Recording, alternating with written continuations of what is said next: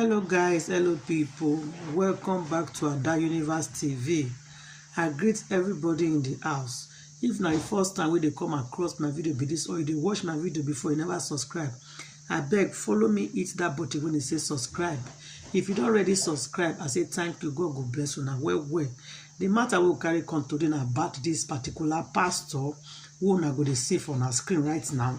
Now the matter of this pastor now will carry come. I don't know whether all of you go watch last week where one girl come out, come talk the way pastor Terry Pam, and nobody believe him.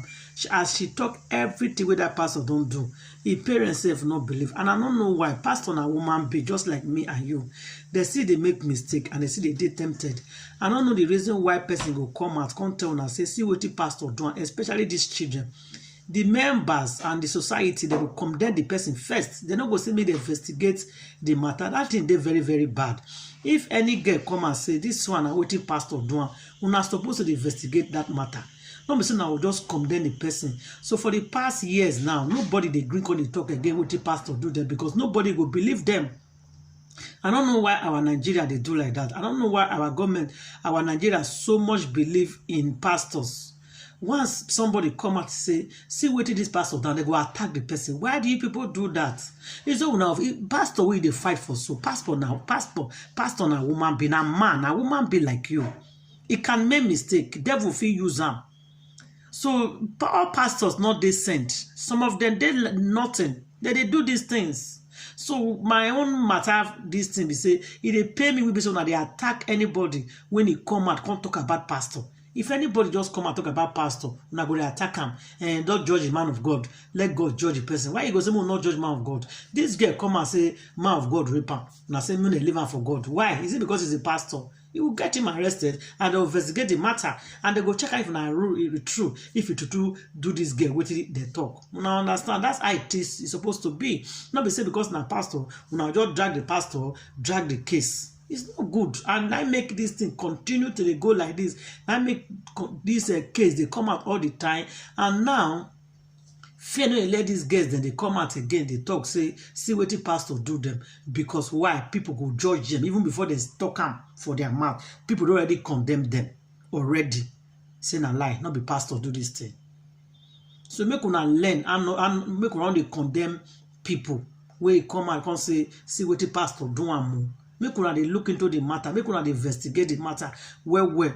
This one a Nigerian matter.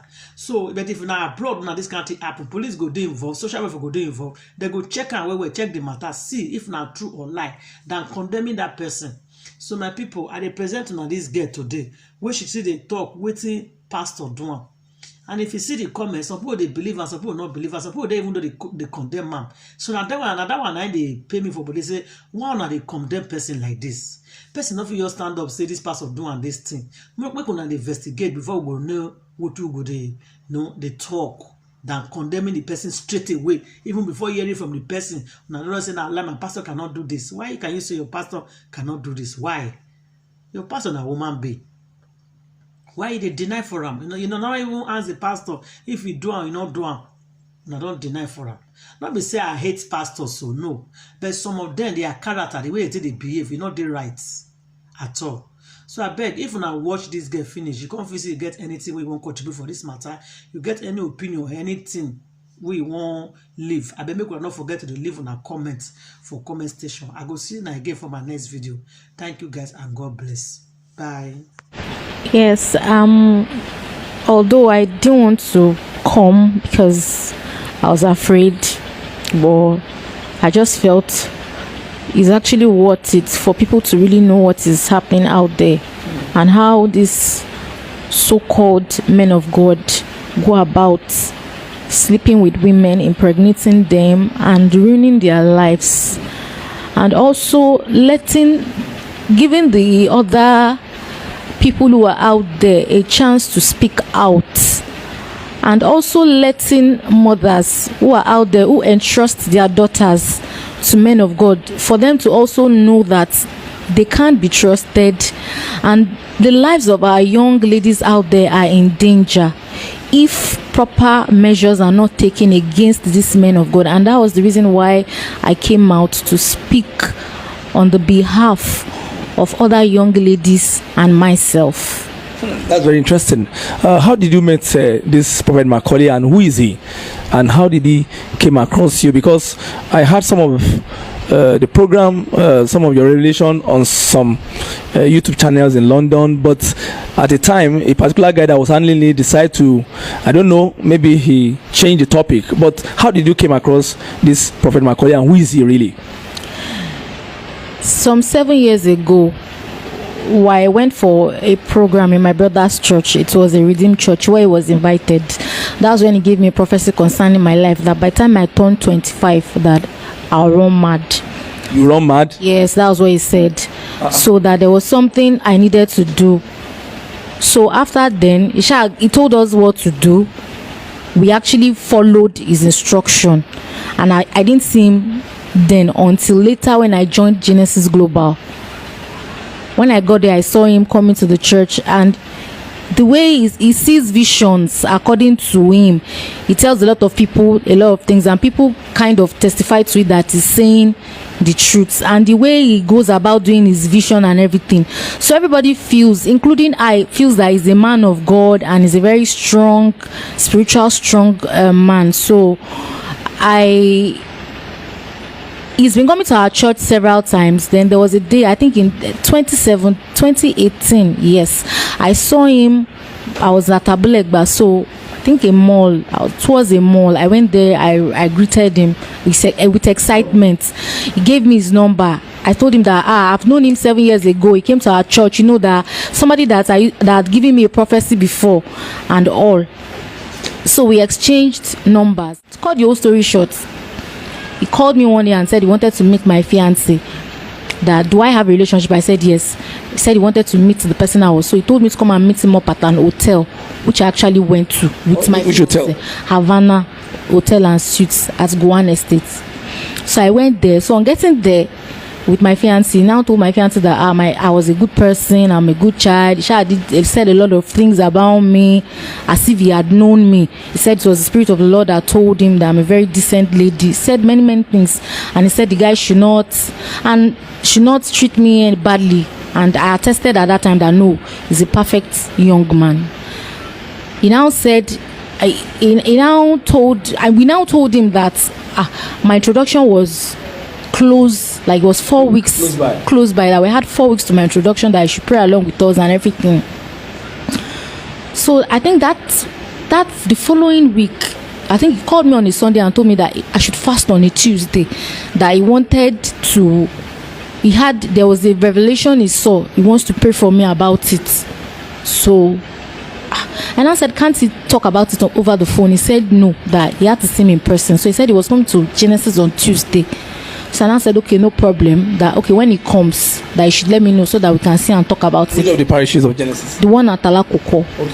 So I was wondering that what kind of, because I was scared, like, hey, hope it's not something bad, though. My introduction is around the corner, of which you had even informed Israel Oladele that we were about getting married, that we even needed him to give us a go ahead, because Israel Oladele Ogundipe, prophet in charge of Genesis Global, was actually aware from the inception of the relationship, even till that time. So when I expected, I didn't see Prophet Macaulay for Lauren Shaw at the program eventually. So I was on my way home when his call came in, and he said he was unable to make it for the program because he has another program that he's planning to go for. So I now said, okay, that he now said, and he needs to give me the message that it's very, very important. And he cannot give you a phone? He said he couldn't give me the message on phone. So I decided that, okay. And I said, what are we now going to do? He now said, I was thinking he was probably going to say maybe another day. So he now said, okay, can I come and meet him somewhere around Ijoko? That, do I know Ijoko? I said, I know Ijoko. He now said, I should come and meet him there. He said, when I get to Songo, I think he said, when I get to Songo, I should call him. Okay, he said, when I get to Songo, I should call him. But he mentioned Lesoke. That's what Lesoke. That's the way he mentioned it. So and I said, okay, that when I get to Songo, I'm going to ask for Lesoke, because I actually felt Lesoke was an area around there. So I just took a bike when I got to Songo and said, I'm going to Lesoke. So it was when we now got there that I now saw that it was an hotel because I didn't know. I now called him. I was like, hotel ni our, but I didn't feel insecure because the first time I and my fiance went to meet him, hotel no ni. We went there to meet him at the hotel, so I didn't have any reason to question. And knowing fully well that he was a spiritual person and was a man of God, I never even thought that he had ulterior motive. So I now said, hotel in the Bible. I now said, that I should be coming up, that he has a program, and most of the time when they have programs, they lodge them very close to an hotel where it will be easy for mobility for them to access the program. The place. So I went in. So when I got there, he asked me if I was still fasting. I told him that yes, I was still fasting. And I said, I had to break my fast. And I said, that I'm not really hungry, that I'll break my fast when I get home. So he insisted that I have to break my fast, that he's not my father, that can't he talk to me. And he was almost getting angry, and I didn't want him to get angry, like, because I really hold him in high esteem. I was always afraid of him and everything. So I ate the food. What food was that? He told me to eat rice, and I told him that after so much persuasion, I ate the food. And after I ate the food, I just noticed that everything changed. I started taking to everything he asked me to do. If he says do this, without question. And I noticed that I was numb, sort of, and I was feeling dizzy, very uncomfortable. But I was helpless and I was powerless. That was how he had his way with me. Took advantage of me and slept with me. That same day? That same day. How did he do it? He just undressed you or what? He didn't undress me. Like I said earlier, that I was uncomfortable. I was numb. Everything he was telling me to do, I was doing it after I ate the food, because I was quite normal before I ate that food. Because it really took time for me to really sit down and like, what really happened? So after that, he was giving me instructions, do this, do that. I kept doing everything, and that was how he raped me. It was a rape. It was not like I consented with him. There was nothing like that. And after that, he told me that he should not be heard from me, that I should not tell anybody anything. He said that to you? Yes. Was it like a threat or a plea? It was a threat. That woman boruko eyan and stuffs. How did he say it in Yoruba? Ṣé mo mọ̀ pé òjíṣẹ́ Ọlọ́run ni òun ò dẹ̀ gbọ́dọ̀ gbọ́ pé mo lọ sí ibì kan pé mo wá lọ sọ nǹkan kan fún ẹnìkan kan o. Ṣé mo ti gbọ́? It sounded harsh. At the same time, he was trying to be subtle while saying it. So I was afraid, and I left. And I couldn't even tell anyone. Sorry. Please, can I have a minute? Sorry. Don't break down. Now, I've told you not to break down before this interview. I've told you not to break down. Sorry. Strong. These things happened. It happens to people. It happens to a lot of women. And in most cases, it could be your own campaign. I've told you about other people who have gone through it. So, and I prepared your mind before this interview. So try to just be courageous. Sorry. Just take it easy. It's gonna be okay. Let's continue. Just be courageous, just for the sake of this broadcast, okay? So that day at Lesoke, that was what happened. That was what happened. And you couldn't just comprehend yourself. You couldn't get your bearing again. It was like you were under a spell. Yes, it was like I've been hypnotized. I knew it couldn't have been me. So he told me to leave, and I left. I was devastated. I went back to see my fiancé that same day, and I could not tell him anything. Because one, I knew we were very close to my introduction and our introduction, and sorry.